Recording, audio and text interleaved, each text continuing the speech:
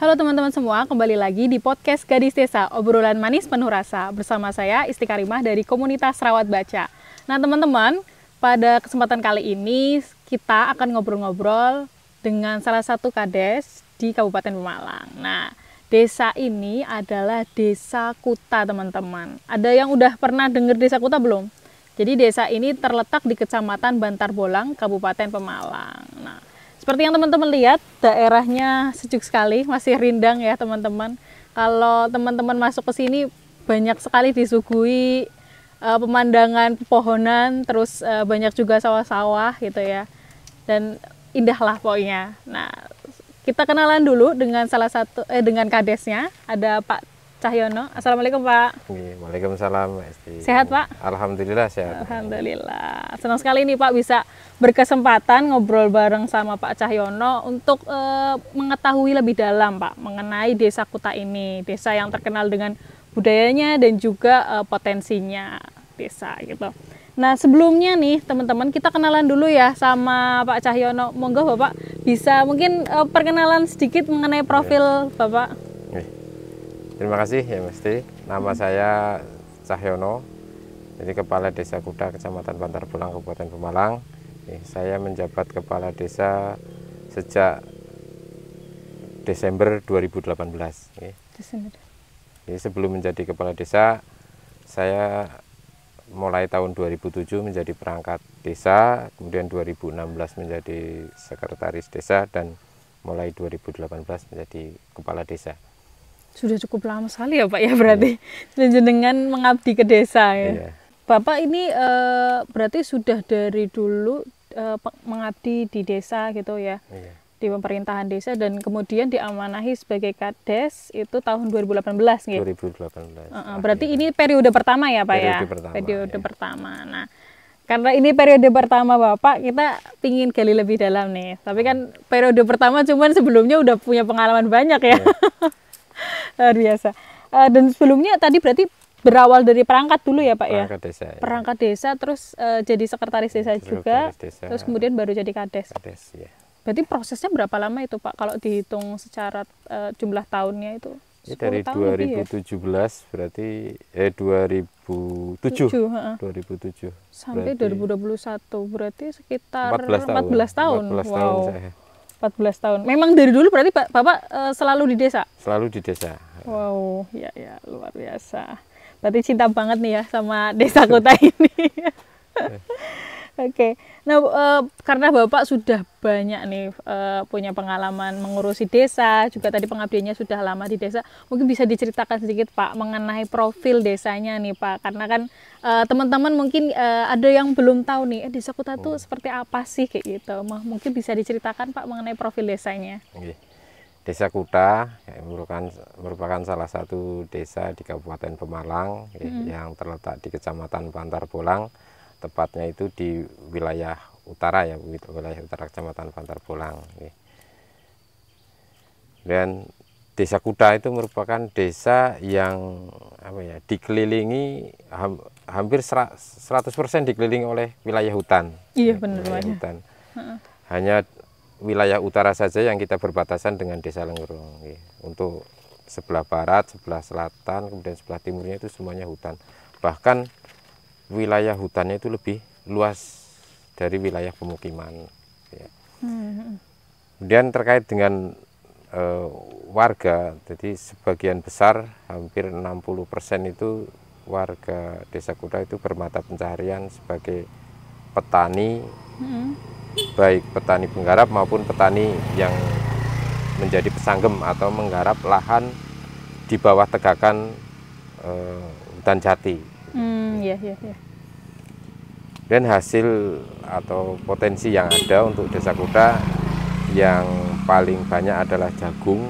Karena mereka para pesanggem itu menanamnya jagung, kemudian petani di lahan tada hujan juga sebagian besar menanam jagung. Kemudian ada petani menanam padi dan juga sedikit itu berarti tanaman palawija itu juga ada.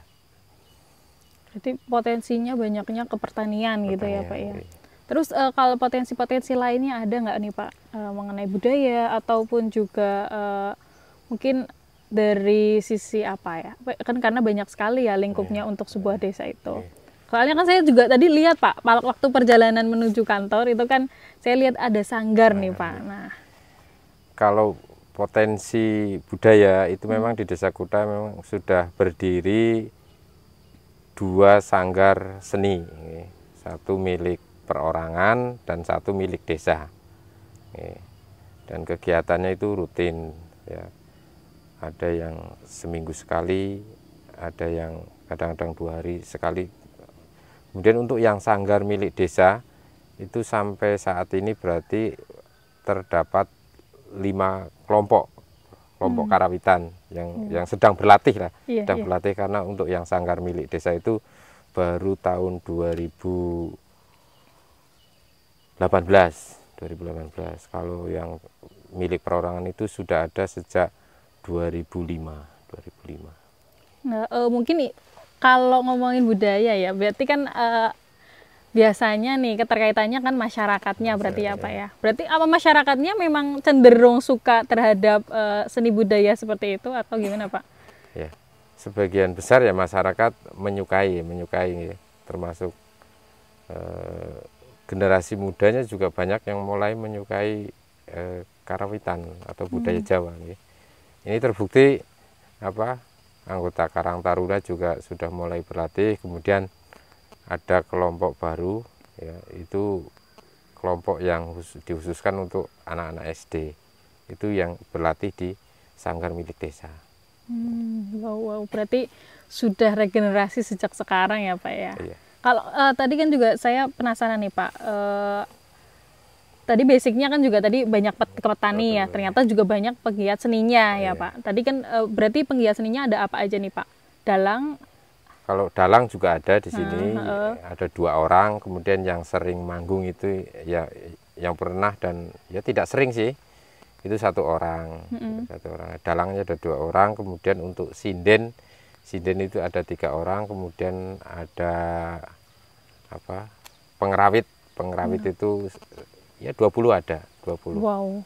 20. Banyak sekali ya berarti ya, memang kecenderungan masyarakatnya banyak ke situ ya, ke seni dan budaya. Terus tadi Bapak kayaknya menyebut juga ada penari juga Pak ya? Penari, iya. Kalau di sini itu ada sanggar yang perorangan tadi, yang tadi saya sebutkan, milik Pak Yasin. Itu di samping latihan gending, latihan dalang, juga ada latihan nari, latihan nari. Jadi di sini ya banyak penari yang hasil didikan dari sanggar milik Pak Yasin itu. Oke, menarik. Kalau event-eventnya nih Pak, mungkin pernah ada kegiatan apa gitu yang berkaitan dengan kebudayaan itu? Tahu juga, saya tertarik nih Pak. Tadi kan Bapak bilang sudah ada 5 kelompok karawitan. Itu rata-rata teman-teman anak muda atau memang yang sudah menggeluti karawitan sejak lama itu Pak? Berarti itu yang 5 itu yang terbentuk sejak ada sanggar yang milik desa. Itu dibagi, berarti yang pertama itu khusus bapak-bapak, usianya itu ya antara 30 sampai 50. Kemudian ibu-ibu itu ada 3 kelompok, kemudian yang anak SD 1 kelompok. Di ibu-ibu PKK itu kadang-kadang membentuknya itu per RT gitu ya, per kelompok gitu, membentuk sendiri-sendiri. Wow. Menarik, berarti nanti budayanya juga kalau misal kumpul PKK lebih variatif lagi ya Pak ya. Sambil main gending kayak gitu, karawitan bareng gitu.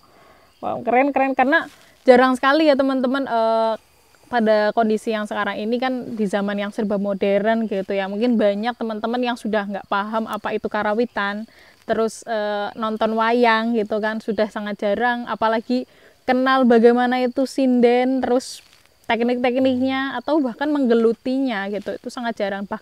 Nah di desa ini, di Desa Kuta ini benar-benar melestarikannya dan juga sudah sadar akan regenerasi gitu ya. Tadi juga Pak Cahyono sempat cerita bahwa tadi sinden ada sekitar 4 ya Pak ya? 4. Sinden ada 4 dan sudah dipersiapkan regenerasinya. Nah ini menurut saya SDM seperti ini itu aset desa Pak, kalau saya melihat.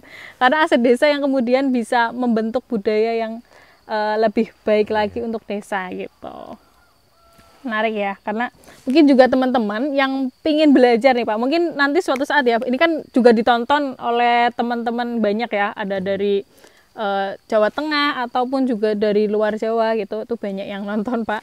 Jadi mungkin kalau teman-teman dari desa lain ingin belajar bagaimana mengembangkan budaya atau seni di desanya, bisa main-main ke sini ya Pak ya? Bisa, Boleh bisa, ya. Pernah ada nggak Pak yang sudah pernah ya ini membahas mengenai budaya di sini? Belum Ya. ada, ya. Nah, tapi welcome ya Pak nanti ya Pak, terbuka kalau misalkan ada yang ingin menggeluti atau belajar mengenai budaya dan seni desa di sini.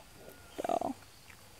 Nah, kalau berkaitan dengan tadi masih sekitar budayanya nih Pak, itu kan tadi anak-anak muda gitu banyak yang ikut Karang Taruna juga sudah mulai aktif Pak di sini Pak. Aktif, Karang Taruna aktif. Itu juga aktif ke kegiatan sanggar di situ atau bagaimana Pak? Ada ya, berarti anggota Karang Taruna, berarti ini sedang dibentuk malah, berarti nanti anggotanya khusus untuk Karang Taruna. Anggota kelompok penggending itu.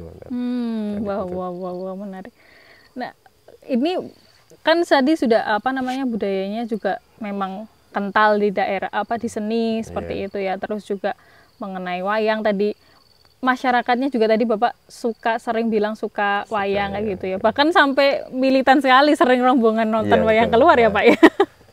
Banyak yang pencinta wayang kulit. Iya, banyak yang pencinta wayang kulit. Jadi memang sangat tidak diherankan lagi lah ketika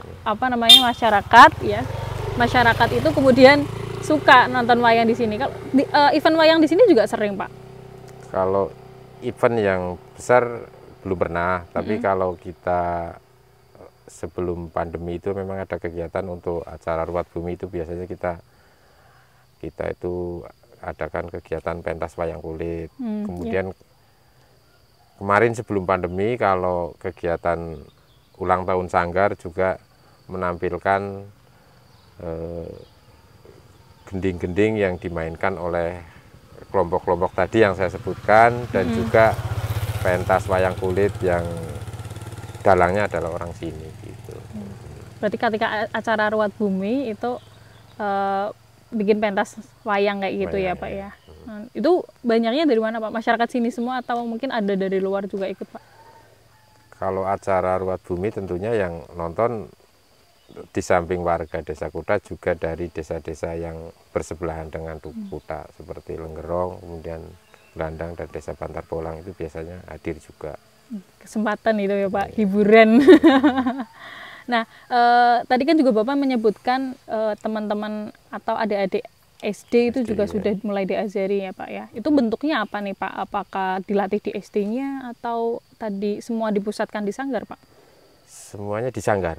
Semuanya di sanggar. Berarti sebelum itu berarti sudah berapa tahun ya? Sebenarnya sudah 2 tahun dari sanggar itu mengadakan kegiatan latihan gending untuk anak SD. Jadi sebelumnya kami berkomunikasi dulu dengan gurunya, jadi kebetulan gurunya juga ada yang senang gending, jadi kami komunikasi dengan pihak pengajar, kemudian dikoordinir berlatih, latihannya di sanggar milik Desa Kuta. Gitu. Wow, menarik.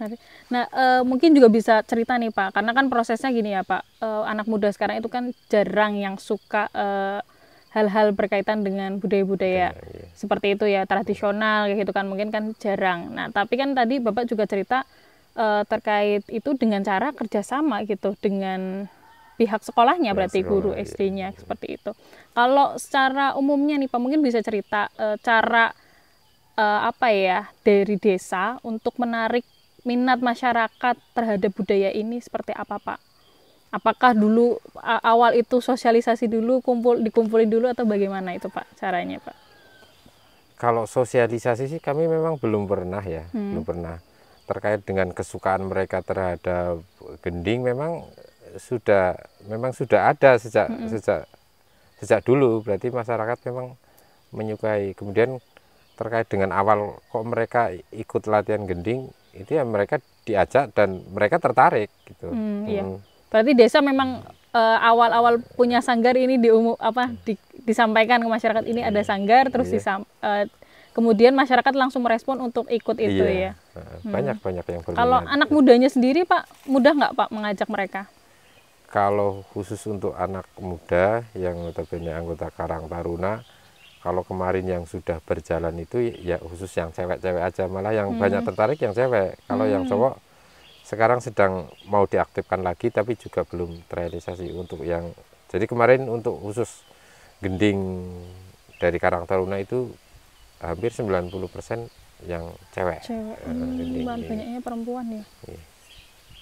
Oke, menarik. Itu juga mungkin juga itu ya bisa jadi contoh untuk teman-teman semua ketika ingin mengaktifkan budaya di desanya, itu bisa dengan cara tadi merangkul dari pihak sekolah dan juga tadi ke teman-teman pemuda melalui Karang Taruna ya Pak ya. Betul. Nah tadi kan sudah ngobrol budaya banyak tadi mengenai budaya desanya. Nah kita sekarang ngobrolin mengenai informasi keterbukaan desa nih Pak, karena saya tertarik sekali, saya lihat websitenya itu kan lengkap sekali Pak. Dari profil desa itu ada, itu membahas berkaitan dengan sejarah desanya juga, mengenai desa Kuta itu sejarahnya seperti apa, bahkan saya baca itu mungkin itu berkaitan dengan salah satu itu ya Pak ya, prajuritnya Pangeran Diponegoro itu, kalau yang saya baca itu, terus juga berkaitan dengan visi misinya juga tersampaikan di situ dengan jelas. Lalu mengenai pelayanan juga ada terkait administrasi, pengajuan surat gitu teman-teman. Terus juga yang paling menarik, yang mungkin banyak orang tidak tahu adalah mengenai PPID nih Pak. Nah kalau boleh tahu nih Pak, PPID sendiri itu apa dan fungsinya itu apa Pak? Mungkin bisa dijelaskan ke teman-teman karena banyak yang belum tahu Pak. PPID. PPID untuk di Desa Kuta itu ketuanya berarti langsung saya sendiri kepala desa gitu. Jadi untuk tugas PPID itu ada menyiapkan data informasi publik yang harus disampaikan. Terkait dengan informasi publik, kami berusaha untuk menciptakan keterbukaan. Nah, keterbukaan itu kami tampilkan lewat website desa. Website desa. Jadi masyarakat di situ bisa melihat, yang pertama mungkin yang sekarang menjadi sorotan adalah APBDes ini. APBDes kita terbuka, jadi masyarakat dengan bebas bisa membaca APBDes kita. Kemudian laporan pelaksanaan kegiatan tahun anggaran sebelumnya juga kami sampaikan, realisasi kegiatan kita yang tahun anggaran sebelumnya juga ada di website. Oke, berarti kalau PPID itu berkaitan juga dengan tadi ya informasi desa gitu, mengenai keuangan itu juga terbuka, terus juga mengenai mungkin laporan kegiatan gitu ya Pak ya, itu juga terbuka gitu. Nah kalau PPID itu sendiri kan juga berkaitan dengan informasi publik nih ya Pak ya. Kalau informasi publik di desa itu sebenarnya ada nggak sih? Karena kan kita kadang penasaran ya, mungkin juga ada sebagian yang sudah terbuka seperti itu, tapi ada yang mungkin tidak diketahui secara umum, atau mungkin memang ada informasi desa yang khusus Pak, yang tidak boleh dibuka di umum gitu.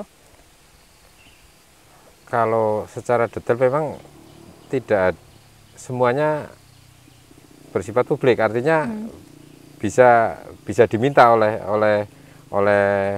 lembaga lain atau oleh masyarakat yang meminta informasi publik, itu berarti tidak ada yang terkecualikan, Tapi berarti tetap untuk permohonan informasi publik tentunya harus sesuai dengan prosedur yang ada. Kami dari pemerintah desa ya siap memberikan informasi publik, jadi tidak ada yang dikecualikan. Oke. Kalau saya berarti memahami seperti ini Pak, untuk informasi yang telah disampaikan melalui website itu kan informasi publik yang secara terbuka sudah disampaikan secara langsung, masyarakat ataupun warga yang semuanya itu bisa mengakses informasi tersebut secara terbuka, secara langsung tanpa harus meminta izin kepada desa seperti itu ya. Tapi kalau melalui PPID ini berarti ada informasi-informasi yang mungkin tidak sembarangan disebarkan gitu kan, bisa sebenarnya diminta gitu ya Pak, tapi melalui PPID tersebut gitu ya, betul. Dengan surat pengajuan gitu. surat permohonan ya. Ya, surat permohonan informasi publik, gitu. ya. Nah, jadi sebenarnya teman-teman kalau ingin tahu informasi mengenai desa itu semuanya ada gitu ya. Nah, kamu bisa minta melalui PPID ini. Nah, contohnya di Desa Kuta ini sudah ada PPID gitu ya. Tahu PPID kalau teman-teman belum tahu, PPID itu mengenai pejabat pengelola informasi desa gitu ya, informasi publik desa. Jadi kalau teman-teman pingin tahu mengenai informasi desa yang ternyata misal di website belum ada kayak gitu, belum tersedia, itu bisa diajukan atau mengajukan surat permohonan gitu ya untuk informasi tersebut. Jadi sebenarnya desa itu selalu terbuka ya Pak ya untuk informasi apapun. Terbuka betul.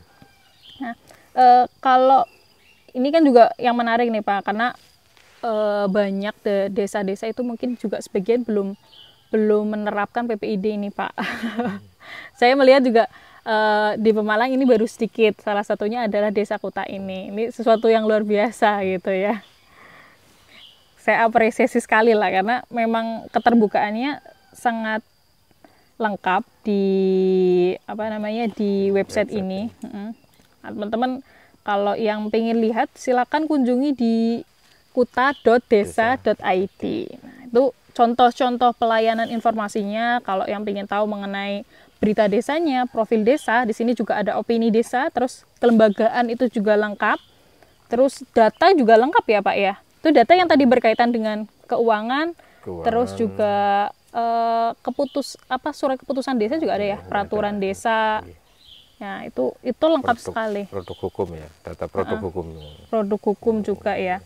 Nah, itu lengkap sekali. Terus PPID juga di sini dicantumkan lengkap dari struktur, terus tugas dan fungsinya itu ada semua, dan juga pelayanan nih. Pelayanan juga ada ya Pak ya. Tadi saya lihat juga ada administrasi, pelayanan administrasi dan juga pengajuan surat Pak. Berarti memang bisa ya Pak mengakses surat melalui website ini. Ya, kami memberikan ruang kepada masyarakat untuk mohon permohonan surat itu lewat online, lewat website lah, lewat website.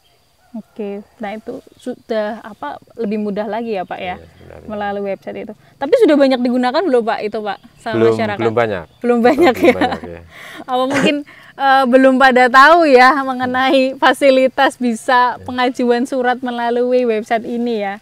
Semoga nanti bisa lebih banyak digunakan. Insya Allah. Ya. Oke, secara dari ekonominya masyarakat sini, apakah di sini juga banyak selain petani tadi, terus penggiat seni dan lain sebagainya, itu rata-rata masyarakat sini berusaha apa Pak? Maksudnya apa memang rata-rata pekerja atau apa gitu selain itu? Selain petani ya banyak di bidang lain, seperti perdagangan, kemudian industri kecil juga ada. Boleh disebutkan Pak itu Pak, misal usahanya apa, industrinya apa Usahanya, gitu? Kalau di sini yang sudah jalan itu ya usaha membuat sirup jahe, kemudian yang paling banyak kemudian adalah pembuatan keripik singkong, kemudian pembuatan opak singkong. Itu ya paling dominan, itu paling banyak warga. Berarti banyak yang masyarakat sini yang memang sudah. Kalau berarti UMKM di sini sudah cukup banyak juga Pak tadi. Kalau UMKM terhitung itu saat ini ada sekitar 75 UMKM. Wow, banyak ya. Ya. Kalau itu berarti ada wadah khusus nggak Pak dari desa, atau memang itu inisiatif masyarakat aja gitu? Memang belum ada wadahnya mereka, berarti mereka hanya berjalan sendiri-sendiri. Tapi kami dari pemerintah desa yang jelas mendukung kegiatan UMKM. Salah satunya adalah pemberian bantuan teknologi tepat guna kepada kelompok-kelompok UMKM itu. Jadi, sudah contoh pemberian bantuan itu apa aja itu Pak? Contohnya adalah untuk mesin penggiling singkong. Itu yang buat itu Pak, apa namanya? Untuk opak ya. Itu kami dari desa memberikan bantuan kepada kelompok-kelompok yang sedang membuat opak.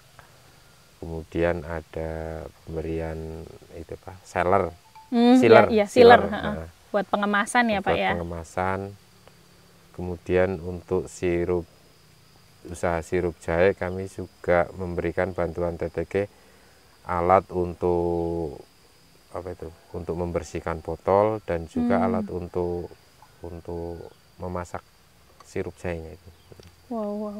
Keren-keren, berarti sudah juga mendukung UMKM ya di desa ini. Jadi kalau boleh tahu nih Pak, tadi opaknya tuh opak yang kecil-kecil gitu atau yang lebar-lebar itu Pak? Untuk Desa Kuta opaknya itu yang ukuran Gede ya? gede, diameter sekitar 50 cm. Oh iya iya iya. Oh, iya, 50. iya. Enggak 50 cm, 30 cm. Iya. Ya, diameternya. Ya, berarti itu yang ciri khas sering ini. iya, sering jadi jajanan teman-teman waktu kecil itu, Pak. Kemudian dipotong kecil-kecil, kemudian digoreng. Iya, iya.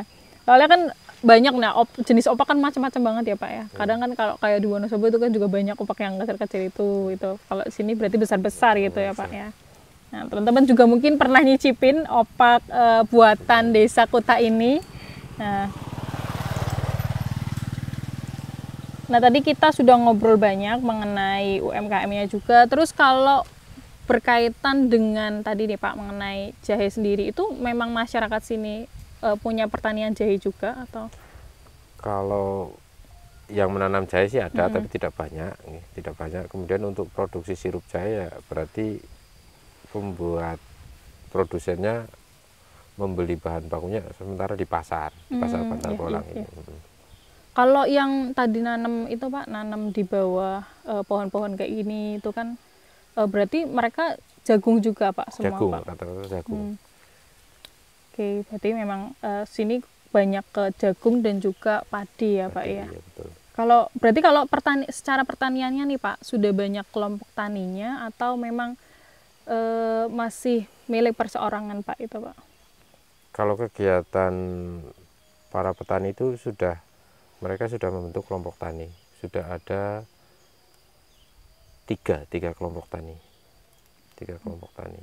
Sudah cukup banyak itu untuk desa sini karena memang potensinya pertanian ya Pak ya. Jadi sangat perlu adanya kelompok-kelompok tani karena dengan adanya kelompok tani seperti itu kan masyarakat juga lebih lebih guyup dan juga untuk mengembangkan pertaniannya lebih maju lagi ke depannya. Nah, saya juga ini Pak ingin tanyakan dari visi misi itu kan juga dijelaskan mengenai bahwa Desa Kuta ini ingin membentuk desa agrowisata nih Pak. Nah, boleh cerita nih Pak bagaimana proses pembentukan desa agrowisata ini dan juga harapan kedepannya gitu. Terkait dengan visi misi agrowisata memang terkait dengan wisata memang Desa Kuta punya potensi punya potensi, dan kami sebenarnya sudah mulai melakukan rintisan. Iya. Kami berusaha dari dasarnya dulu. Kami sudah membentuk Pokdarwis. Kelompok sadar wisata ya. Kemudian pengelola wisata yang ada di Desa Kuta juga sudah berbadan hukum. SK Kemenkumham kami sudah punya SK-nya. Nah, kemudian terkait dengan potensi wisata yang ada, karena wisatanya lokasinya ada di perhutani, kami sedang mengajukan permohonan kerjasama dengan perhutani. Kami sedang mengajukan proses PKS. Nah, sekarang sedang proses. Namun proses itu terkendala karena itu secara administrasi masuk wilayah Kuta, kemudian pangkuan wilayah LMDH-nya itu LMDH Desa Nglandang. Jadi memang ada 2 lembaga memang yang sedang mengajukan. Berarti pengelola desa wisata sedang mengajukan PKS, kemudian dari LMDH Nglandang, Desa Nglandang juga berusaha mengajukan PKS dengan lokasi yang sama. Jadi masih ada kendala. Ada kendala, dan insya Allah saya akan komunikasi dengan Kepala Desa Nglandang terkait dengan permohonan PKS, perjanjian kerjasama dengan perhutani. Oke, berarti semoga nanti bisa terwujud ya Pak ya, mengenai desa agrowisata ini. Nah, kalau gambarannya sih agrowisata itu yang seperti apa sih Pak kalau untuk Desa Kuta ini? Untuk Desa Kuta agrowisatanya itu berarti nanti digabungkan dengan wisata minat khusus yang di sini, yang di Gua Gunung Wangi. Iya, iya. Oh iya, tadi Bapak cerita mengenai Gunung Wangi. Itu saya dengar juga ada guanya ya Pak ya? Ada gua ya. Nah itu sudah boleh diakses umum atau belum Pak? Kalau orang umum bisa, Bisa ya? tapi untuk ke sana memang aksesnya memang sangat susah karena jalannya masih sulit dilalui. Bisa pakai motor kalau musim kemarau, kalau musim penghujan susah masuknya. Iya. Jadi dari desa ke lokasi itu sekitar 1,5 km. 1,5 km lumayan juga ya Pak ya kalau harus jalan kaki ya. Tapi ya kalau nanti lihat di sana juga mungkin sudah pemandangannya bagus ya Pak ya. Apalagi ada guanya. Saya dengar ada 7 ya Pak. Ada 7 betul. gua. Wow, ini luar biasa. Mungkin teman-teman yang suka nih dengan wisata-wisata seperti ini gitu ya. Itu dengan gua-gua seperti itu. Biasanya teman-teman sejarah nih ataupun geografi itu biasanya suka nih melihat wisata-wisata di Gunung Wangi seperti ini. Nah, silakan bisa berkunjung ke Desa Kuta ini di Gunung Wangi. Nanti bisa lah Pak ya main-main ke sini teman-teman. Nah, mungkin itu ya Pak berkaitan dengan tadi sudah membahas banyak mengenai Desa Kuta. Terima kasih sekali Bapak sudah meluangkan waktunya, dan saya juga jadi semakin tertarik nih. Teman-teman mungkin juga tertarik karena Desa Kuta ini ternyata mempunyai banyak warna Pak. Tadi ada dari warna budayanya, seninya, dan juga ekonomi, terus juga berkaitan dengan tadi ada potensi-potensi seperti Gunung Wangi. Nah, semoga Desa Kuta juga semakin baik lagi. Nah, mungkin yang terakhir juga ada itu Pak, pesan ataupun harapan untuk Desa Kuta bisa disampaikan di sini. Yang pertama adalah karena Desa Kuta adalah sebagian besar mata pencahariannya petani. Harapan kami pertanian di Desa Kuta semakin maju, artinya kesejahteraan para petani semakin meningkat. Ini memang menjadi prioritas kami dalam APBDes. Kami berusaha untuk masuk ke dalam bidang pertanian. Kemudian yang kedua, UMKM yang ada di Desa Kuta itu bisa berkembang, bisa berkembang dengan stimulan itu dari APBDes. Dan kemarin juga ada kegiatan pandu digital. Di pandu digital mereka diajari untuk memasarkan produk mereka secara online. Ya. Harapan kami berarti UMKM yang ada itu semakin berkembang dan bisa menciptakan UMKM lainnya. Oke, semoga harapannya terwujud ya teman-teman semua. Dan juga tadi Desa Kuta bisa lebih maju lagi. Amin, amin. Amin. Nah Bapak, ini kan juga menyambut Hari Sumpah Pemuda nih ya Pak. Nah saya boleh minta nih Pak terkait pesan Bapak untuk pemuda, baik pemuda secara umum ya, untuk pemuda dimanapun, dan juga pemuda di Desa Kuta ini secara khususnya. Mungkin bisa disampaikan nih ke teman-teman pemuda, apa sih harapannya gitu, dan juga pesannya. Kalau pesan kami kepada para pemuda, yang jelas cintai budaya kita sendiri, kemudian tetap menjaga persatuan dan kesatuan dengan cara menghormati sesama warga, gitu ya.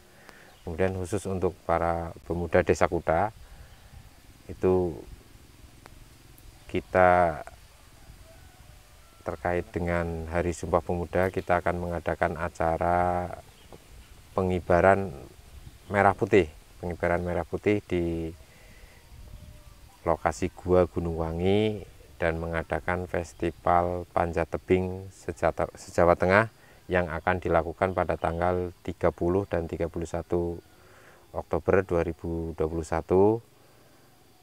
Monggo kegiatan ini didukung untuk memupuk rasa cinta tanah air kita semua, untuk memupuk rasa persatuan dan kesatuan sesama pemuda. Saya kira demikian. Baik, terima kasih. Nah, teman-teman yang tertarik untuk ikut event Sumpah Pemuda di Desa Kuta, yang suka panjat tebing dan juga untuk ikut pengibaran bendera merah putih, silakan bisa bergabung ya nanti ya. Saya tunggu. Terima kasih Bapak. Iya, sama-sama. Ya. Sampai jumpa lagi teman-teman. Terima kasih sudah menonton podcast Gadis Desa.